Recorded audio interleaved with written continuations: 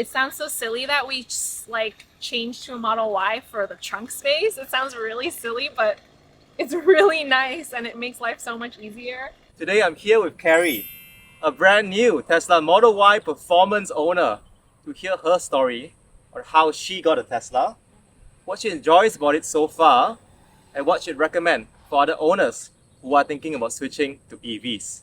Click subscribe to stay updated to more videos on Tesla. Carrie, welcome to the channel. Thank you. By the way, we just met like 5 minutes ago. Can you tell us a little bit more about yourself? So my name is Carrie. I grew up in the Bay Area. I work in science. I love my car. Brand new, by the way. Could smell the brand new car smell. I was just riding inside. Can you tell us a story of how you got a Tesla? So me and my husband were shopping and we were thinking, we had a hybrid before. So we were thinking, let's switch to an EV. And I sort of was just getting annoyed that I had to make trips out to the gas station, like with a new baby and everything. Just any extra errand was annoying. So we were shopping for different EVs. So on the list was Tesla, Ioniq 5, maybe a Polestar. My boss at work has a Kia, so he kept telling us to get a Kia, but we were like, oh, I don't know. So we ended up test driving the Ioniq 5, and it was actually a smooth drive, very different feel. So Teslas are way sportier. You can really feel the road. The Ioniq 5 is more like family feeling, like it feels like a Toyota like family car. It's very smooth. And the outside look was more like futuristic, and I wasn't really into that look. But we had a friend that also bought the Ioniq 5 and he really liked it. Yeah. But his biggest complaint was that in the US, the infrastructure for charging was not quite there, but the Tesla charging was all there because it's privately owned. So he actually told us if he could go back, he would buy a Tesla instead. So that was kind of like a bigger motivator. And so we test drove the Tesla and we were like, yeah, this is the best. And I was looking for the trunk space just for the baby things. Yeah. Because with our Toyota, we put a stroller in the trunk and we couldn't fit anything else. But here, there's so much trunk space. We can fit the stroller and we still have the whole other side. And plus, you know, like the secret compartments. So I think this was the best choice for us. And then the reason why we went with the performance was just because my husband was like, you might as well just go all in. Yeah, go all in. So that's what we did. You notice if I'm wearing an Apple t-shirt, it's because we're filming here at Apple Park. I'm not an Apple employee, but the performance actually in US, right? I think you pay around $2,000 extra. Yeah. From long range, you get a performance. So you might as well. You sacrifice a little bit of range, but imagine you have home charging. Yeah. So if you have home charging, performance is the way. Yeah. This is the way. So I'm very glad that Carrie did not listen to her boss. Actually, if you want to blend in the crowd in California, you get a Tesla. Because in most other places like Singapore or Malaysia, you get a Tesla, you stand out from the crowd. The school children will wave at you. Your sentry mode will keep on activating because people are taking selfies, pictures, staring at your car. Yeah. But famous. Over here, this is now the new Toyota. Yeah. Actually, literally, because in California, Tesla Model Y sells more than Toyota Corolla or Camry. So this was your first EV. Yes. What was your biggest concern before getting an EV? The range. Because we're used to, you know, like when we go on road trips, which we do in California a lot, you know, you can drive like 4, 5, 6 hours and you go to LA. I forget what the mileage for that is, like 400 miles or something. And I think the range for the performance is 303 miles. And so you definitely have to charge in between, and it takes like 30 minutes to charge. So you kind of have to like logistically think, okay, you can't just straight shoot down on a road trip. You have to allot enough time to charge, find a charger. But the good thing about like Tesla is that because it's California based, there's so many like superchargers everywhere. Yes. And they actually plan it so that if you take road trips on the major freeways, every so often there's a supercharger, like a set of superchargers, so it's perfect. So we didn't have to worry about that. But that was my main concern, was just the range, even though we got the shortest range performance car. Yeah, and it's worked out well for us just because it's easy to charge at home. So, you know, I don't have to think about, oh, I have to go run out and go to the gas station or anything like that. and I charge for free at work, so that's also really nice. The good life. You got home charging, free work charging. So Carrie talked a lot about the Tesla supercharger, and some people believe that if you can't beat them, join them. Carrie joined them. Ford said, we are moving to North America charging standards. All future Ford EVs can charge in Tesla superchargers. If the Kia and Hyundai could use Tesla superchargers, would that have shifted your decision to get one instead? I guess not really. Just because in my mind, my assumption would be that when Tesla opens up their chargers, it's not gonna be priced the same. It's gonna have like, a fee or, something like that. And just the things that I was looking at, which doesn't really have to do with the performance of the car, it has to do with the space, just like the cubic feet of storage and everything. The Model Y has the largest comparative to like the Kia SUV, the EV SUV, the Ioniq 5. So it was just, the easiest. And they have really good maintenance on all the chargers for Tesla because they are privately owned. So they're always up and working versus the generic chargers. They're always down or not connected. Even sometimes at work when I have to charge, it's like not connected or I have to go to another one. And I have not ever had that experience with any Tesla chargers. That's true. The reliability is like 99.9%. There's nothing close to it, which is quite a feat considering that Tesla is the biggest network by far, and it's still so reliable. So Carrie talked a lot about space. What we're going to do now is I'm going to be behind the camera. Maybe Carrie, if you're okay, you can just show us the space around the Model Y, how you as a mom use it. Because I think that the Model Y is a great family car. I actually see more female drivers in the Model Y in the US compared to male drivers. The Model 3, the Model S, I see a lot more male drivers. A Model Y, great family car. So let's see what's the whole deal about. What's this space that Carrie is talking about? I'll see you behind the camera. So normally when I start my day, if I have it plugged in, the charger is here, so I'll pull it out. And then if I need to go out with the babes, then I stuff all her things in the trunk. So I bought all these like extra mats and everything just to protect in case we go to the beach and there's sand and just, the dirtiness of going out. And actually, since we're going through storage, so there's all these like extra holes, and online they sell like these little tubs that you can fit into the storage space and a cover. So it goes both sides. So I have it here and also on this side. Or so that side I store baby things as backup, diapers, wipes. Yeah, so you can see the trunk is very big. I'm not gonna push this in. We actually just bought that. That's like a giant beach mat, like a beach tent. So that's always in the car in case we just make a trip to Santa Cruz or something. So under here, we have just like a big storage bin. We don't use plastic bags anymore, so that's all the tote bags for grocery shopping and an emergency kit.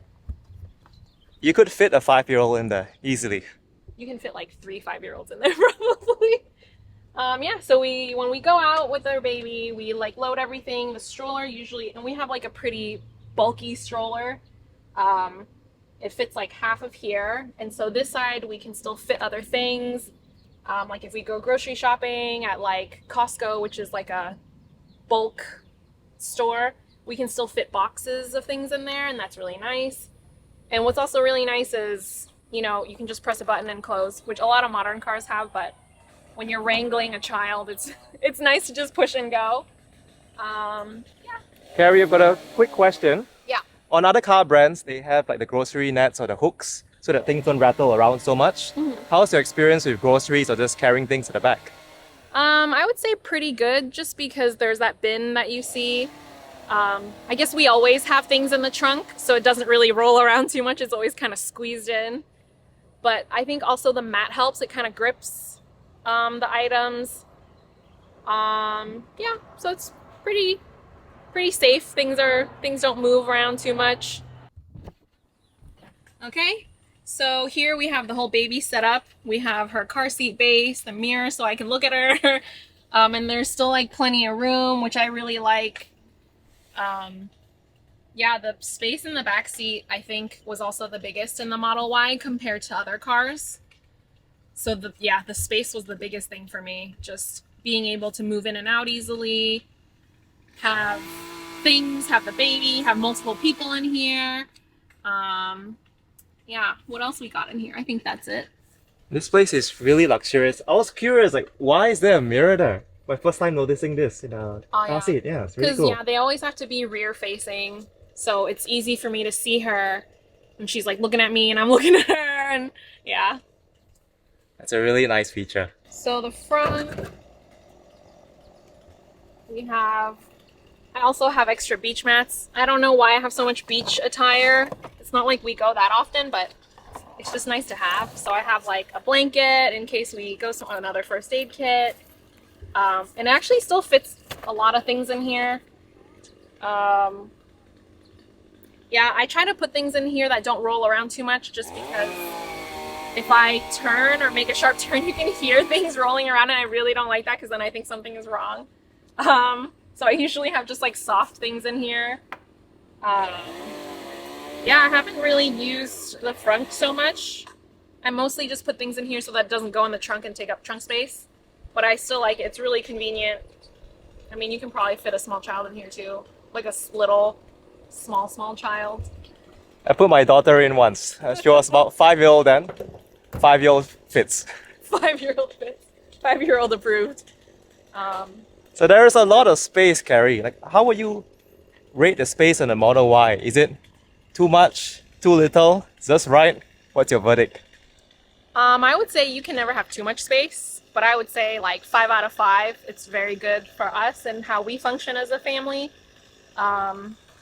Just yeah, when we go to a store to buy things in bulk, we can get it while having the stroller, and like backpack and whatever extra things that she has, like a diaper bag. So that's been really convenient for us.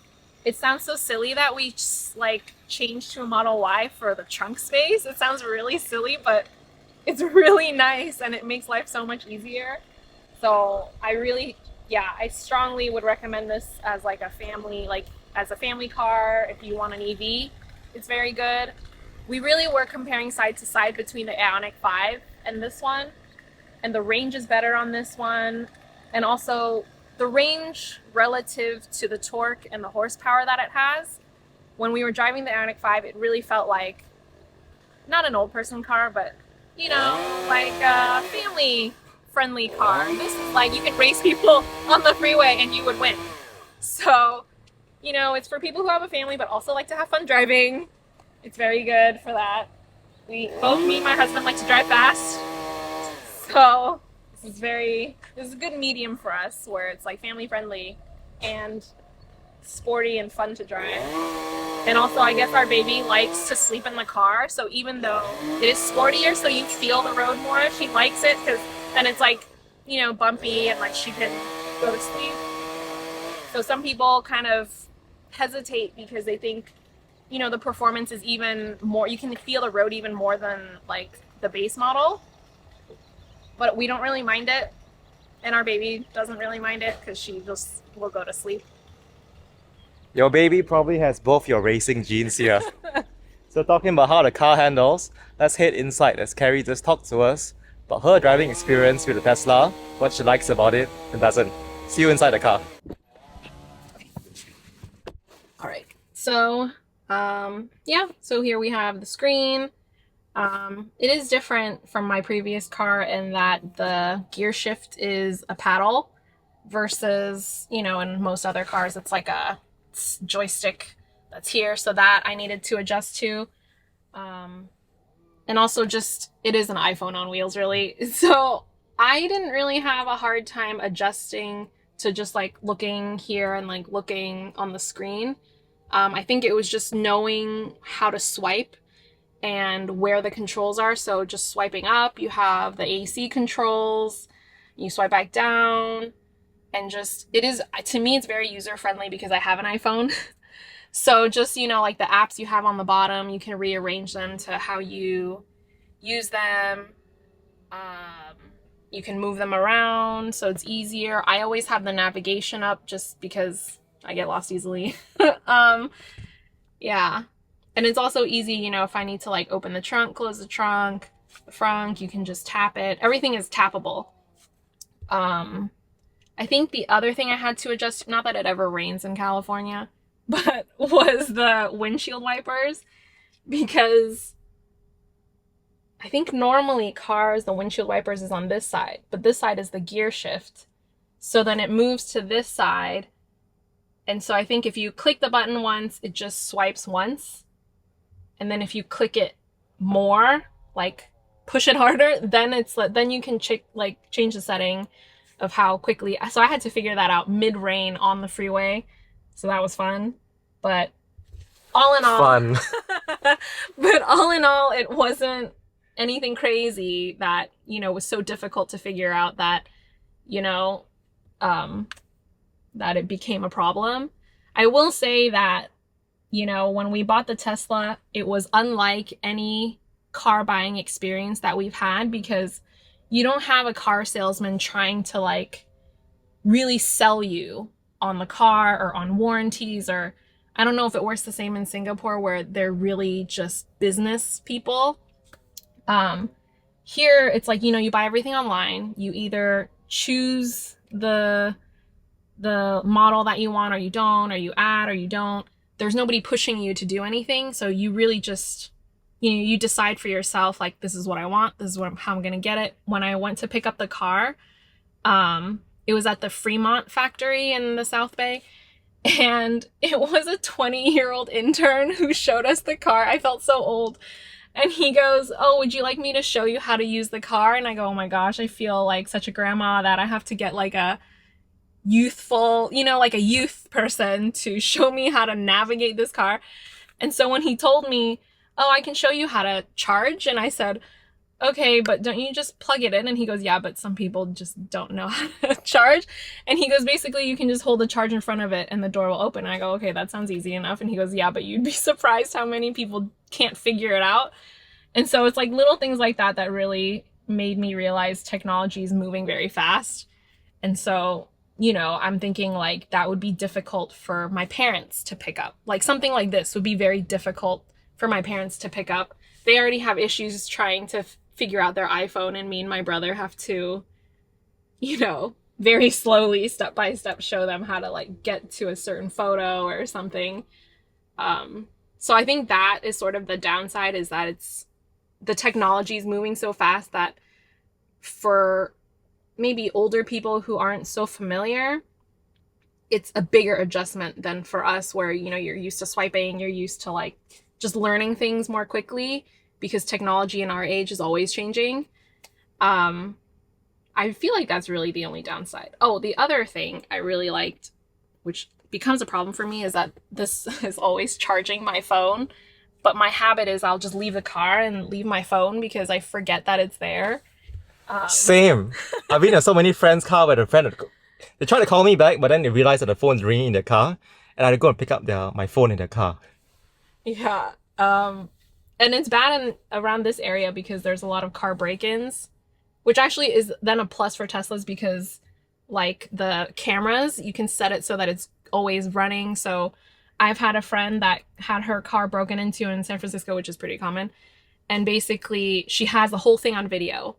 So that's really good for car security, and just like, even if somebody opens their door and taps my car, I can see it. So I really like that security feature. Yeah.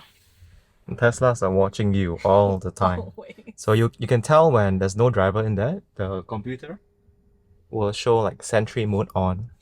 And as Carrie was alluding to, the sales process is so different, right?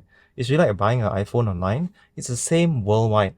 Since we're here at Apple Park, you may have heard of this before, but Elon Musk and the Tesla team, they hired George Blankenship from Apple, who started the Apple Store experience. And they made sure that all the salespeople in Tesla, just like Apple, they don't have a sales commission. So their only job is to make sure that you have a great experience. And that's why you don't feel like you're being pushed or sold to. The people who are selling you the cars are actually the Tesla owners ourselves. There's this joke, right? How do you know that someone drives a Tesla? Don't worry, they'll tell you. Yeah, that's true. What do you wish was different about this car?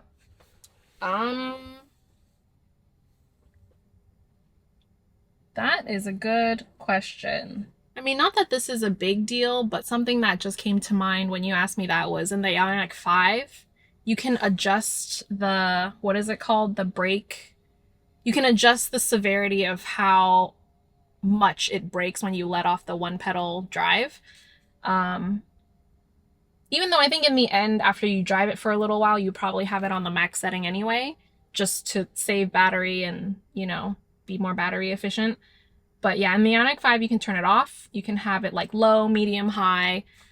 And the Tesla is just one go. So when I first started driving it, everybody got a lot of whiplash because I would let off the pedal and everybody would just move forward. But now it's fine. I mean, yeah, everything is a little bit of an adjustment. So, yeah, I think besides that, I would say sometimes my phone app doesn't always connect well to the car, even though everything still functions fine. I can still lock and unlock. It's just for my own neuroticism of like always checking on my car on my phone. It doesn't always connect the best, but I think that's fine. That's also not a big deal to me. Yeah. It's a great problem for Tesla to hear that it's so hard for Carrie to think of major issues. No car is perfect, everything's room for improvement. Do you use autopilot or full self-driving beta? No, I don't have those features. So I think one thing that Carrie alluded to is there's so much technology in the Tesla, sometimes it can be a little bit intimidating. It's like when the world first moved from like human tellers to automatic teller machine, the previous generation still preferred talking to a human. It took a while to get used to convenience, to simplicity.